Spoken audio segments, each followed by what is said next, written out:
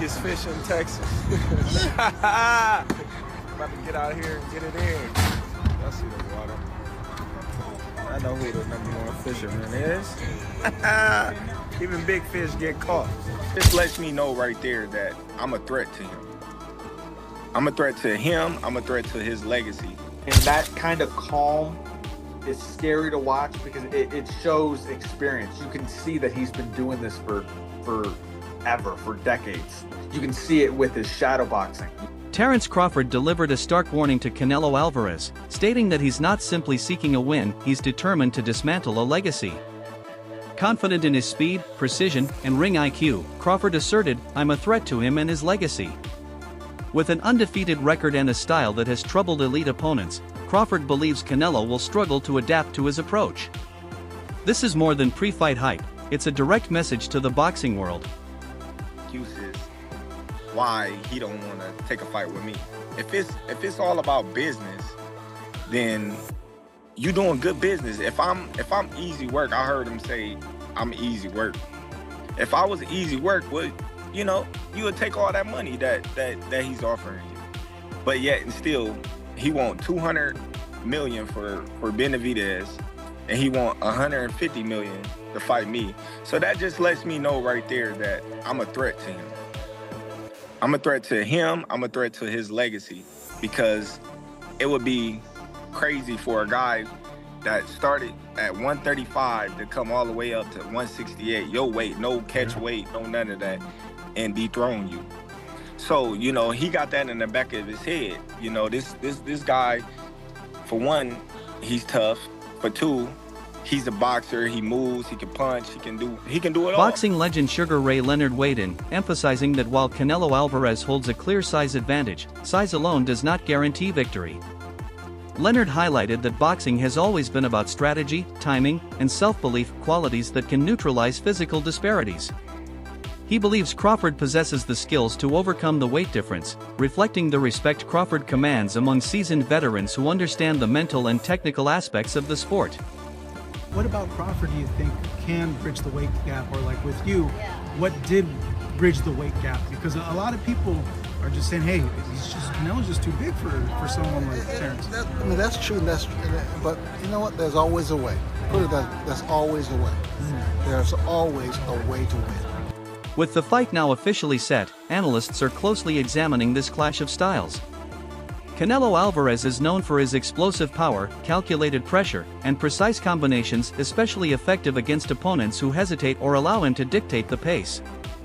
I think Canelo, he likes to go to the same combinations, quite repetitively, whereas Crawford is unpredictable, and despite him not having the size, it's the shots that you don't see that hurt the most, and maybe Crawford can hit him with some unexpected shit. And because of the repetitiveness of Canelo, maybe he can time him, maybe he can counter-punch with him, because Crawford is unbelievable at that. But I'm fascinated to see if Crawford has the power to get the respect of Canelo Alvarez, because when you don't, it's a long night.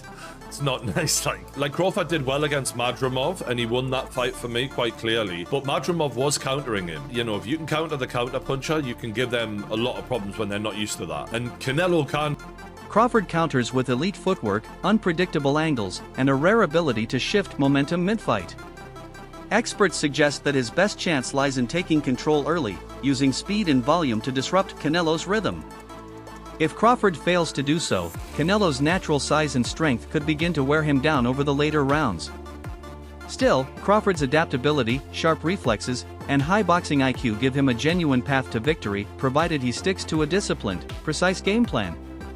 Great as Terence Crawford is, we've never seen him in there with someone with the power of Canelo Alvarez. This is a different world of power. And look, maybe Canelo doesn't throw as many shots as he used to, and maybe Crawford might look at that and go, you know what, I'm going to try and outpoint this guy, not get into a war with him, but just show my boxing, genius, and outpoint him and outland him. That's possible. It is. This is why this is such a fascinating matchup, man. We've been treated to some amazing fights. Usyk Fury, for example, this is another one of those mega fights on Riyadh season. Again, I'm disappointed for Jake Paul, but I am happy for boxing fans, because my God, this is the treat of the year. Turki Alalshik, the Saudi official spearheading the region's sports expansion, confidently positioned himself between the two fighters, predicting that their September bout would become a landmark event in modern boxing. His involvement underscores the fight's global significance, elevating it beyond just a championship contest to a major cultural and sporting spectacle. All right, gentlemen, and fists up. Terence, good, excellent. Great. Wonderful. Because we are true fighters. We are two fighters. We are True fighters. true, yeah, of course. No, not YouTuber fighters. Huh? Not YouTuber fighters. Yeah. They need to talk and talk shit about the fight because they want to say something.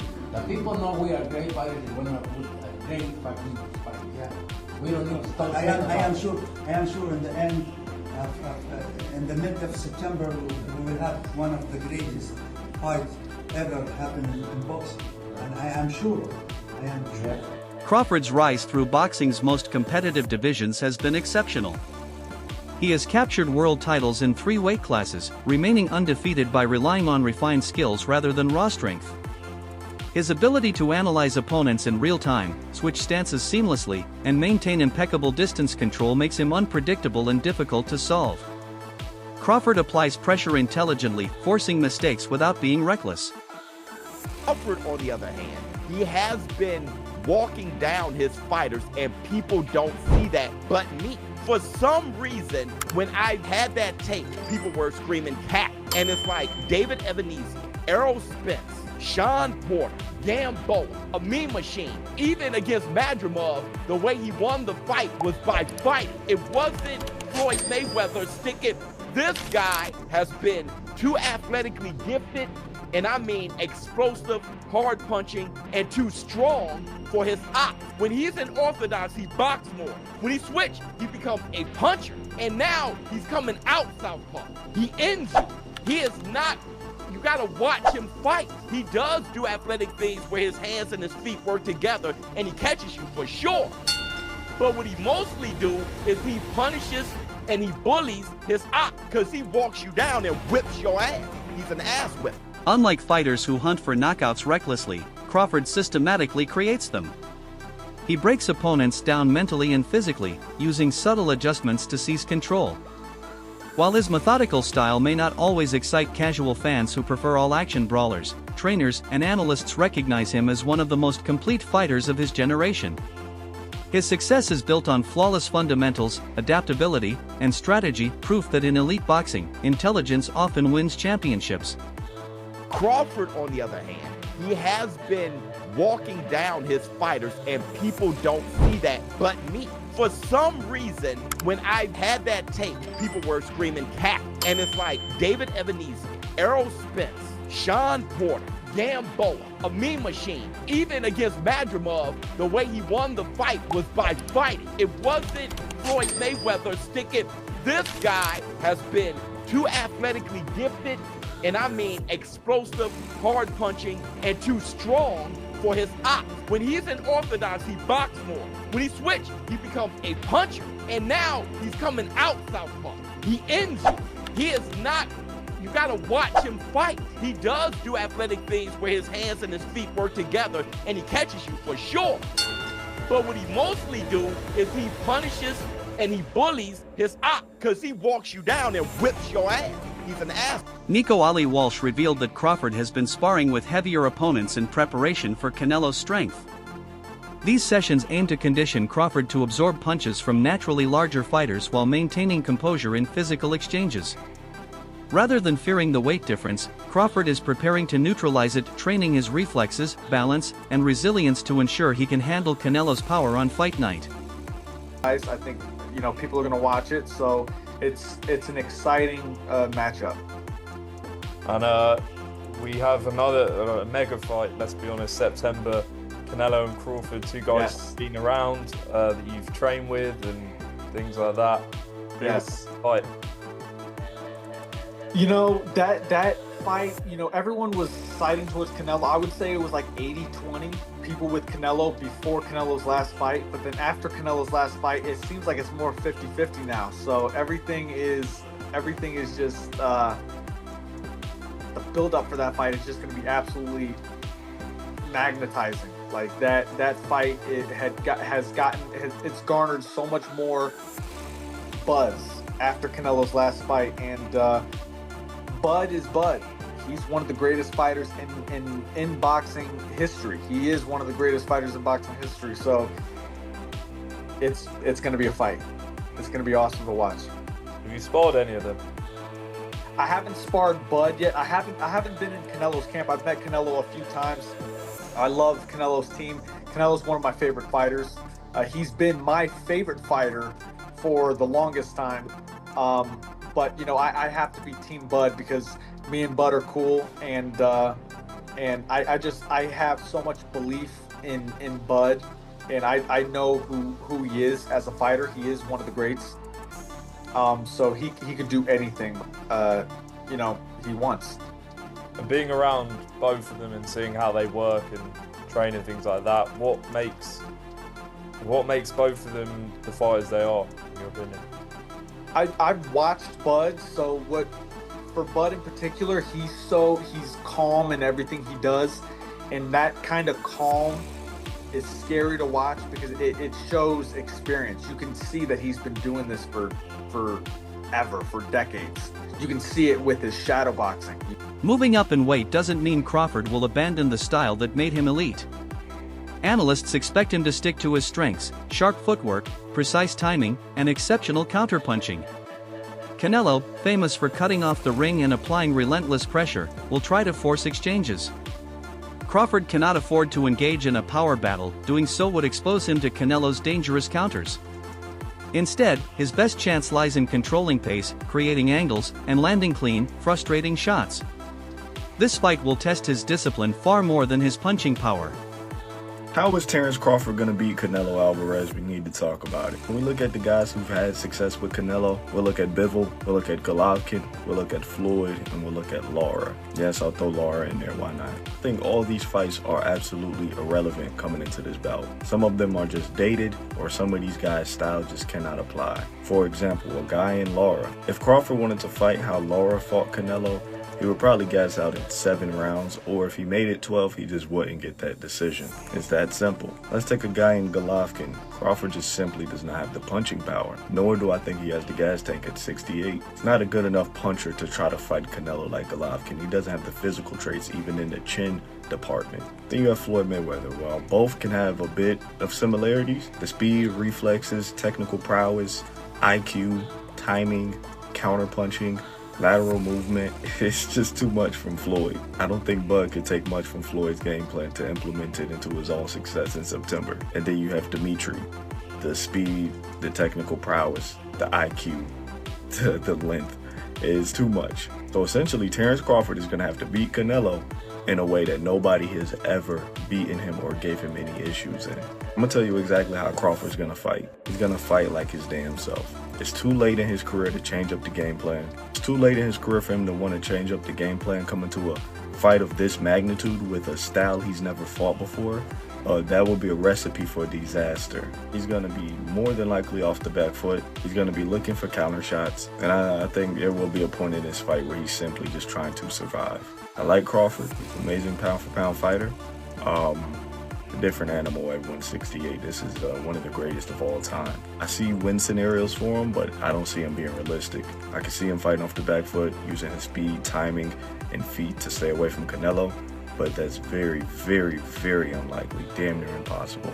Veteran boxer Kell Brook, who has shared the ring with both Gennady Golovkin and Terence Crawford, analyzed the danger Canelo presents. Brook stressed that Canelo is not merely a heavy puncher, he combines power, precision, and tactical intelligence. This makes him dangerous on multiple levels. He can outmuscle opponents while outthinking them. Brook believes Crawford must stay mentally sharp under constant pressure. One lapse could be costly. At this level, the fight isn't just about strength, it's a high-speed chess match where composure and decision-making will decide the outcome. You know, it's a wow fight, you know what I mean? It's two supreme athletes fighting against each other, but you've got to sway towards Canelo. Crawford's gonna have to, you know, move up, and you know, I knew when I boxed Golovkin, you know, there's a big difference, you know, especially with someone that, you know, fighting a middleweight a mediocre world champion's okay. But when you're fighting someone like, you know, Canelo or Golovkin, it's a different kettle of fish, you know. I have to lean towards Canelo, but, you know, Crawford's very, very, very good. You think Crawford's still got the legs? Obviously, he's very much got great IQ in the ring, but he's very much a good mover as well. Do you feel like he's still got the legs to be maybe outmoving Canelo if he needs to? Well, I don't know. You know, I think when we look back at Mayweather when he beat Canelo, he's a mover. Crawford's not really like Mayweather in that aspect. He's more. You know, he kind of sets his feet. He's cute with how he approaches chucking shots and moving. You know what I mean? I think it's a different fight to Mayweather, and Canelo's obviously a different fighter from when he boxed Mayweather. But like I say, it's one of them what we've got to tune into and watch. You know, both unbelievable fighters, but I'd have to favour Canelo. Just his size and his experience and just his... Legendary trainer Teddy Atlas offered a measured take, acknowledging the legitimate threats posed by both men. While Canelo's power, size, and body shots are major factors, Atlas believes Crawford's intelligence, footwork, and timing could give him an edge. According to Atlas, the key question isn't who's stronger, but whose style will take control first. He sees the fight as much closer than most people assume. He's too big, and, you know, Crawford, as good as he is, he stepped up with Matrimorph, and he struggled a little bit. You know, he won, but it was more competitively drawn. Well, we didn't understand how good Matrimorph was because we underestimated him because he only had 10 pro fights, but he had 300 amateur fights. He was a good, solid fighter, right? And he's on this card, of course, but he was a good, solid fighter. We didn't understand that, so we started to knock down Crawford a little bit because our expectations were so high, and that's wrong.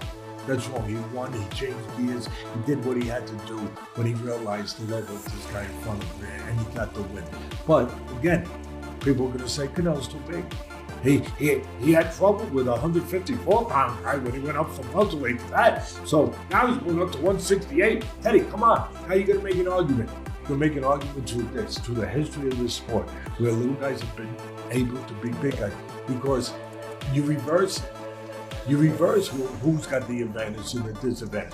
Yeah, the size, the power of Canelo, he's got the advantage. Then all of a sudden you go back and you say, wait a minute. Despite widespread admiration for Crawford's skills, many believe Canelo's proven strength at 168 pounds could be decisive. Alvarez has fought and beaten men naturally bigger than Crawford, enduring punches from stronger fighters without being fazed. Critics argue that unless Crawford can consistently land clean shots and keep moving, the physical toll of Canelo's pressure may gradually shift the fight in Alvarez's favor. A lot of people's picking Terence Crawford to beat Canelo.